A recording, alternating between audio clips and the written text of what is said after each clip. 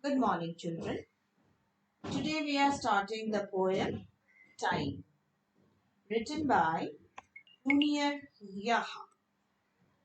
Now, first of all, let me tell you all about Junior Yaha. He was a professor. He was born in the year 1947, and since there is not much written about him in the internet, what I came to know is that he graduated from the Department of Arabic Languages. But though his graduation was from the Department of Arabic Languages, still he has written wonderful English poems. Now, this poem Time is one of his creations. Now, let me tell you about the poem. The poem describes the nature of time. Time does not stop, it is fleeting. Everything in the world is determined by time. There is no way to win over it. Time is eternal. Now, one more thing, let me tell you that Junior Yaha has also got two world famous books written by him. One is Lizo Brit and the other one is Army of Mosquitoes. These are two world famous writings of Junior Yaha. Okay, now time. Let me read the first paragraph. I have seen enough of time to know he never stops. But ever like a tireless bunny, he hops, hops, and hops. This means what? Time is immortal. It never stops. We all know that. It keeps on moving. It hops, hops, and hops means it keeps on moving on and even before you blink an eye, it's gone out of sight. While you'll wander with a heavy sigh, why I hadn't hugged him tight. So what do we come to know from here? That even before you blink an eye, it's gone. That means what? Time waits for none. It moves away before a small blink of our eye. For even before we just close our eyes and open it, it moves away. So what do we learn from here, children? We have to do our work time. Even if we do not do a span of time of our lifespan moves away within the blink of our. I've seen enough of time to know he doesn't care. But ever like a fearless cat, he stared, stared, and stared.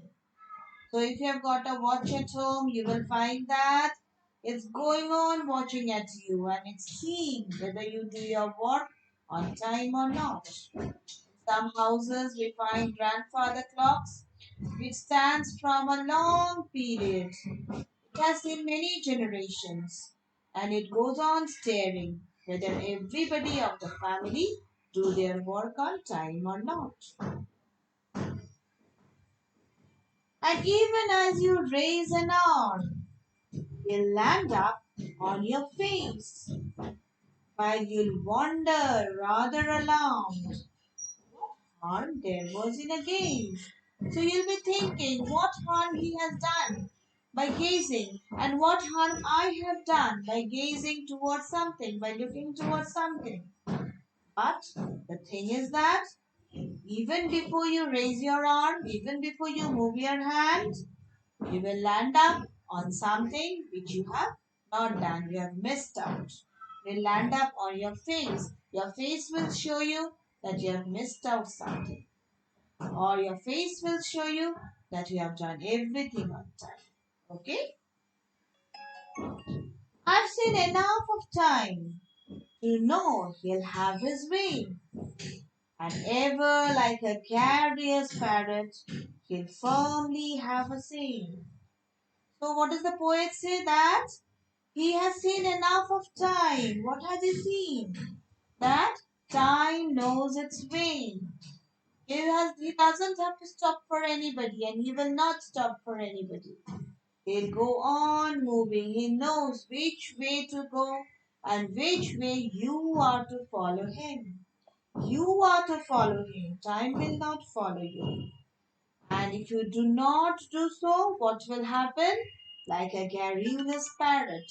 A parrot which, what to say, which makes sound at the blink of an hour.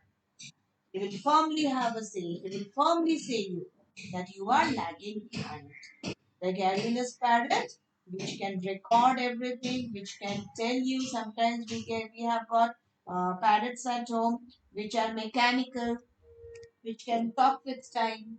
So that parrot will give a ting tong of the watch and tell you that you are lagging behind or you are ahead of time. Even that, your time will tell.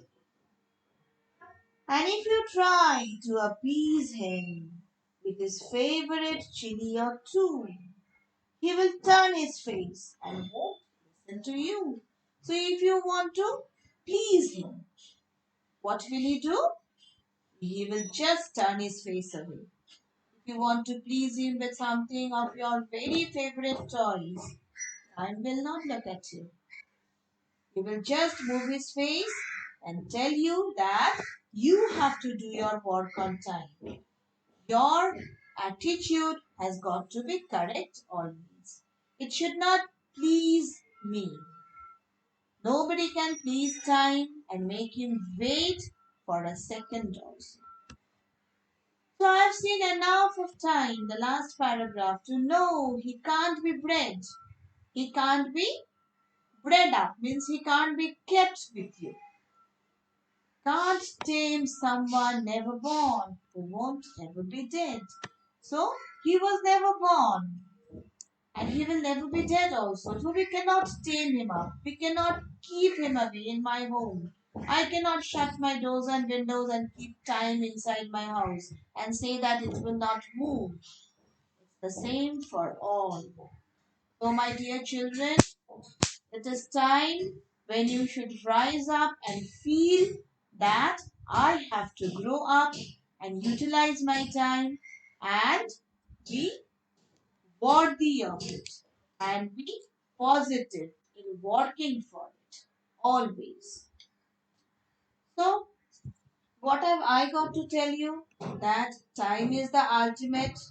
It is time who speaks, and there is no way to speak over time. We cannot speak over him. It is he who is going to speak over us. Time is eternal. It is going on moving. So, my dear children, hold your hands. Come on, keep your feet facing and run with time. You will be successful. Okay, thank you.